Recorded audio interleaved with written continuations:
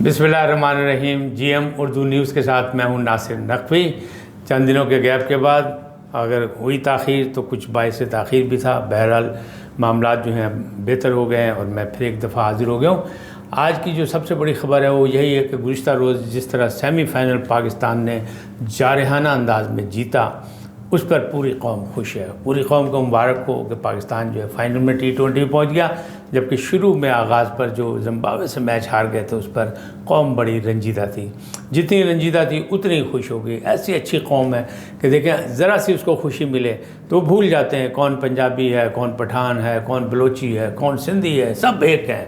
यकजहती का ऐसा मुजाहरा होता है कि पूरे पाकिस्तान में जश्न का समा रहा एक मैच जीतने पर, और अगले जीत के लिए भी पुरअज़्म है।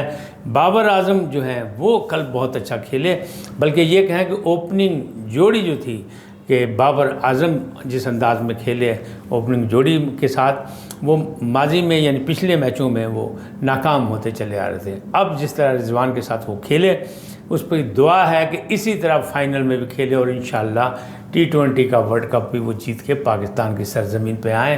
पाकिस्तानी परचम जो है वो ऑस्ट्रेलिया में सरबुलंद करें और कौम इसी तरह खुश रहे, क्योंकि कौम बड़ी मायूसी के शिकार है, संजीदा है, इसलिए कि सियासी बहरान मौजूद है और दूसरा अपना बहरान जो है मुआशी बहरान है, महंगाई है, बेरोज़गारी है, बहुत से दुख हैं। उन दुखों में जब खुशखबरी मिलती है तो फिर अचानक जो खुशी होती है ना, दिली खुशी, वो मिली है क्रिकेट की जानिब से।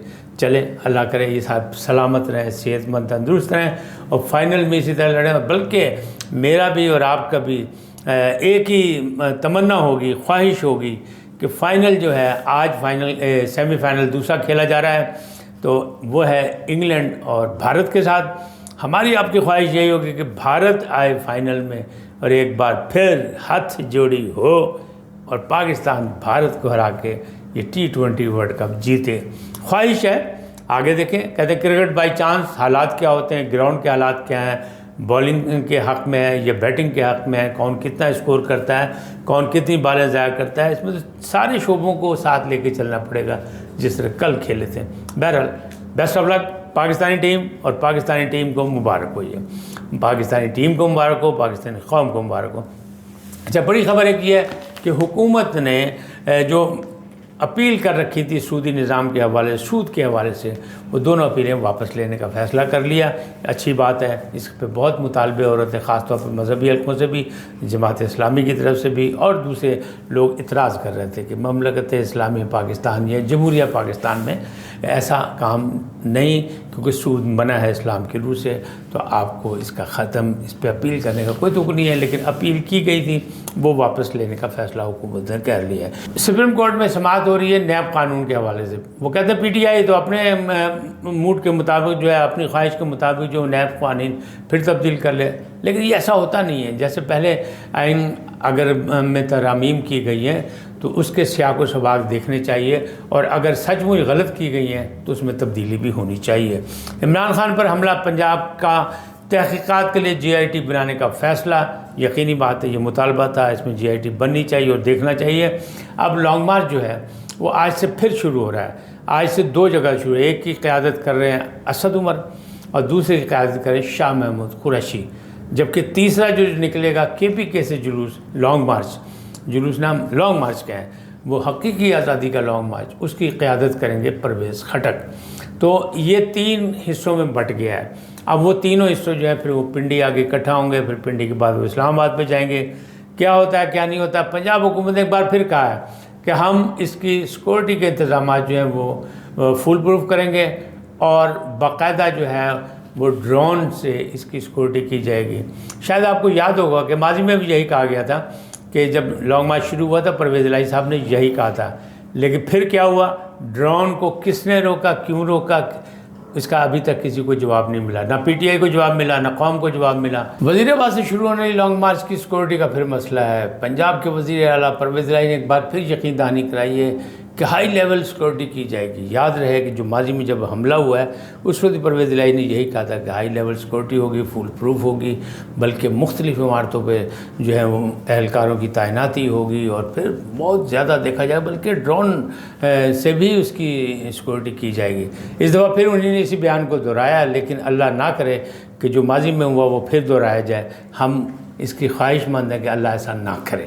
لیکن بہرحال وہ کہہ رہے ہیں، اللہ کرے کہ وہ کریں اور وہ غلط فہمیاں دور ہوں، کیونکہ عمران خان اور ان کے درمیان اس بات پر بھی غلط فہمیاں ہیں۔ اور دوسری بات ہے کہ وہ ایف آئی آر پہ، کہ ایف آئی آر جو ہے وہ ان کی مرضی کے مطابق عمران خان کی یہ پرویز الہی نہیں کرا سکے، یا پرویز الہی نے نہیں کرائی، اس پر بھی بات چیت چل رہی ہے۔ لیکن جماعت اسلامی کے امیر کہتے ہیں کہ جنگ جتنی مرضی طویل ہو جائے، راستہ صرف ایک ہی ہے، الیکشن۔ یعنی الیکشن ہونے چاہیے، فوری طور پہ الیکشن ہونے چاہیے، الیکشن جو ہے حل ہے مسائل کا۔ لیکن حکومت اس وقت الیکشن کرانے کے موڈ میں نہیں ہے۔ کیوں؟ کہ وہ یہ کہہ رہے ہیں کہ ہم مقررہ وقت پہ کرائیں گے۔ جس بحرانی دور میں حکومت ہمیں ملی اس سے ابھی ہم نکلے نہیں ہیں، معاشی بحران موجود ہے، ہم عوام کو ریلیف نہیں دے سکے، لہذا پھر ہمارے لیے تو وہ کہتے ہیں نا ساڑی تو نہیں تاڑیاں ستّے خیر ساڑا کی ہوئے گا۔ اس لیے حکومت اس وقت وہ الیکشن کرانے کے موڈ میں نہیں ہے، اور وہ اگلے سال یعنی 2023 کے آخر میں الیکشن کرانا چاہتی ہے۔ ہو سکتا ہے یعنی اگست کے بعد کرانا چاہتی ہے، باقی جب مرضی ہو جائے۔ اگر یہ مذاکرات کی ٹیبل پہ آئیں تو یہ مسئلہ بھی حل ہو سکتا ہے، جس طرح دونوں جانب سے جو ہیں وہ انڈائریکٹ مذاکرات کی باتیں ہو رہی ہیں، یعنی پس پردہ مذاکرات کی۔ عمران خان صاحب نے انکار کر دیا کہ نہیں ایسی کوئی بات نہیں، بلکہ ان کے رہنما بھی مختلف یہی کہہ رہے ہیں۔ لیکن احسن اقبال صاحب کہتے ہیں نہیں، مذاکرات جاری ہیں۔ اور پرویز الہی کا یہ بیان بھی یاد رکھنا چاہیے کہ جب بھی کوئی تحریکیں چلتی ہیں تو پس پردہ مذاکرات جاری رہتے ہیں۔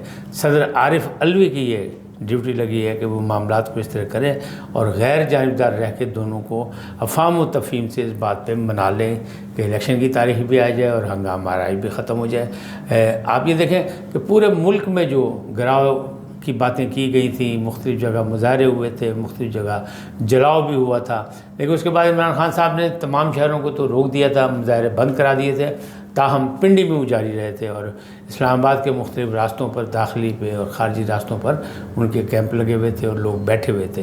ٹھیک ہے اتنی بڑی تعداد میں نہیں تھے، لیکن صوبائی وزراء بھی وہاں موجود تھے۔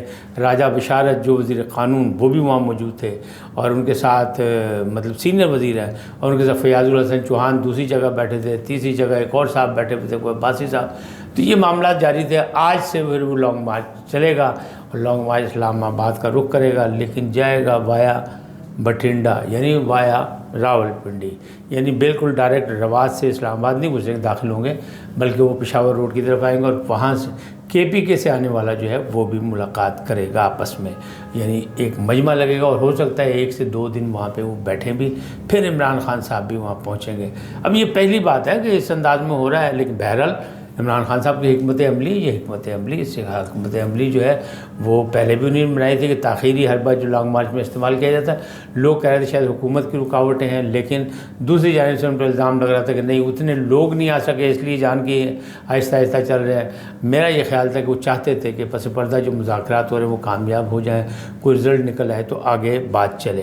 اچھا، اس ساری صورتحال میں یعنی سیاسی بحران کے دوران جو ہے وہ جو پی ٹی آئی کے سازشی ہے نا، امریکہ بہادر، پی ٹی آئی کی حکومت گرانے والے جن پر الزام ہے کہ انہوں نے گرائی ہے، انہوں نے بھی کہا ہے کہ جی سیاست میں تشدد کی کوئی گنجائش نہیں، عمران خان کے پر جو حملہ کیا گیا وہ قابل مذمت ہے۔ امریکہ بہادر نے بھی کہہ دیا، ذرا سوچ سمجھ کے کیا، 2-4 دن 5 دن لیٹ انہوں نے کیا لیکن کر لیا۔ اور دوسری جانب کیا ہوا؟ دوسری جانب یہ ہوا کہ چارلس دوم اور ان کی اہلیہ پر انڈوں کی بارش ہو گئی، یعنی ایک نوجوان نے انڈے مار دیا، اور انہوں نے کہا برطانیہ جو اسٹیٹ ہے، برطانیہ تو غلاموں کے خون سے تعمیر ہوئی ہے یہ ریاست، لہٰذا ہمیں اس سے نفرت ہے۔ اسے پکڑ لیا گیا، گرفتار کر لیا گیا، ٹھیک ہے برطانوی قانون کے مطابق اس میں جو بھی مقدمہ ہوگا وہ ہوگا، لیکن یہ ایک بڑا واقعہ ہے، اس لیے میں نے کہا یہ بھی آپ کو بتا دیں۔ اب اگر ساری صورتحال کو دیکھیں کہ کیا ہو رہا ہے کیا نہیں ہو رہا، تو اس میں یہی لگ رہا ہے کہ ابھی لانگ مارچ اپنا رنگ دکھائے گا، کہاں تک یہ کامیاب ہوتا ہے کہاں تک نہیں ہوتا۔ کیوں؟ اس لیے کہ ان کے جو اصل قائد ہیں، ان کے جو ہیرو ہیں عمران خان نیازی صاحب، وہ زخمی ہیں اور وہ زمان پارک میں ہیں۔ لانگ مارچ کی قیادت جو ہے شاہ محمود قریشی کر رہے ہیں۔ شاہ محمود قریشی پر کئی دفعہ الزام لگے کہ وہ خود چیئرمین بننا چاہتے ہیں، بلکہ ان کو وزیر اعظم بننے کی بھی پیشکش کی گئی تھی اور پھر بات ختم ہو گئی تھی۔ اسی طرح اسد عمر کا نام بھی آیا تھا کہ ان کو بھی ایک دفعہ پیشکش ہوئی، بلکہ انہوں نے خود کہا کہ مجھے پیشکش ہوئی تھی کہ میں وزیر اعظم بن جاؤں، لیکن نہیں، یعنی یہ ان کے وفاداروں میں شامل ہیں۔ اور پھر ایک کینڈیڈیٹ تھے پرویز خٹک صاحب بھی، سابق وزیر اعلیٰ کے پی کے، ان کے بھی بڑے تعلقات ہیں اور وہ سابق وزیر دفاع بھی ہیں، یعنی ان کے تعلقات جو ہیں اسٹیبلشمنٹ سے بھی بڑے تھے، لہٰذا ان کا نام بھی لیا جا رہا تھا۔ اب یہی تینوں افراد جو ہیں 3 مختلف اطراف سے لانگ مارچ کی قیادت کر رہے ہیں، پھر پنڈی میں آ کے شامل ہوں گے اس میں عمران خان نیازی صاحب۔ بہرحال ہم تو صرف یہ چاہتے ہیں کہ یہ ایک سیاسی جو سلسلہ چل رہا ہے، جو سیاسی تحریک چل رہی ہے، وہ سیاسی تحریک سیاسی انداز میں چلے، اس میں کسی قسم کا فساد یا تشدد نمایاں نہ ہو، کیونکہ ابھی پہلے مرحلے میں جو کچھ ہو چکا ہے ہم تو اس کو نہیں بھول سکے، یقیناً آپ بھی نہیں بھول سکے۔ جو مرے، جنہوں نے جان کی بازی ہاری، چاہے وہ نوجوان تھا جو موٹر سائیکل سوار تھا، چاہے معظم گوندل تھا، چاہے کوئی بھی تھا، جو بھی تھے، یا 2 پولیس اہلکار بھی تھے، یا ایک بزرگ آدمی بھی تھے جو ان کے حامی تھے پی ٹی آئی کے، وہ بھی جان کی بازی ہار گئے، ہارٹ اٹیک ہو گیا انہیں۔ لیکن بدقسمتی سے یہ چیزیں ہمیں اچھی نہیں لگی، اس لیے کہ سب کے سب ہمارے تھے، سب کے سب پاکستانی ہیں، سب کے سب اسی دھرتی کے سپوت تھے۔ اللہ نہ کرے کہ آئندہ دنوں میں بھی ایسا ہو۔ بات صرف یہی ہے کہ پارلیمنٹ کی بات ہے تو پارلیمنٹ میں حل ہونی چاہیے، ہم تو یہی بات کر رہے ہیں، اور سپریم کورٹ نے یعنی عدالت عظمیٰ نے بھی یہی مشورہ دیا تھا۔ اسلام آباد ہائی کورٹ کے چیف جسٹس سابق جو ہے اطہر معین اللہ، انہوں نے بھی دیا، کیونکہ اب تو وہ سپریم کورٹ چلے گئے ہیں اور وہاں عامر فاروق صاحب آ گئے ہیں چیف جسٹس اسلام آباد، یہ بھی تعیناتی آج ہوئی ہیں ساری۔ تو یہ معاملات جو ہے جیسے جیسے بدل رہے ہیں ویسے ویسے معاملات کو بھی دیکھنا چاہیے کہ ملک کو بحرانوں سے کیسے نکالنا ہے، اور اس کی ذمہ داری نہ صرف حکومت کی ہے بلکہ تمام سیاستدانوں کی ہے، بلکہ اپوزیشن کی بھی اتنی ہے جتنی حکومت کی ہے، کیونکہ حکومت اگر قائد ایوان جو ہے وہ وزیر اعظم بنتا ہے تو اپوزیشن لیڈر جو ہوتا ہے وہ بھی اسی تقریباً برابر کے منصب پہ ہوتا ہے۔ لیکن بدقسمتی کہ قائد ایوان تو ہے، اور جو اپوزیشن لیڈر ہے قائد حزب اختلاف وہ راجہ ریاض صاحب ہیں، اور راجہ ریاض صاحب کو جو پی ٹی آئی اون نہیں کر رہی، پی ٹی آئی کے پاس سیٹیں زیادہ ہیں۔ عمران خان کو بننا چاہیے تھا اپوزیشن لیڈر، وہ جانے کو تیار نہیں ہے، وہ اب کہتے ہیں کہ اسمبلی میں سب چور ڈاکو ہیں۔ لہٰذا اس چیز کو تھوڑا سا اپنی انا کو، ضد کو ختم کرنا چاہیے، آئین اور قانون کے دائرے میں لا کے مسائل کو حل کرنا چاہیے۔ میں یہ سمجھتا ہوں ذاتی طور پہ، آپ اتفاق کریں یا نہ کریں، میری یہ رائے ہے کہ اگر اپوزیشن لیڈر ہوتے عمران خان تو لگ پتے جاندے بھائی شہباز شریف صاحب نو، ان میں اتنی صلاحیتیں ہیں کہ وہ ٹف ٹائم دے سکتے ہیں، اور ان کے ساتھ ان کے وفادار ہوتے تو آپ سوچیں کہ اسمبلی کی صورتحال کیا ہوتی، نئی ترامیم ہوتی، نئے قانون بنتے، اور جن قوانین اور جن ترامیم پر ان کو اعتراض ہے عمران خان صاحب کو، اس کے راستے میں بھی یہ رکاوٹ بن سکتے تھے۔ آج اتنا ہی، پھر ملیں گے نئے خبروں اور نئے تبصروں کے ساتھ۔ اجازت دیں، سدا سلامت رہیں، اللہ نگہبان۔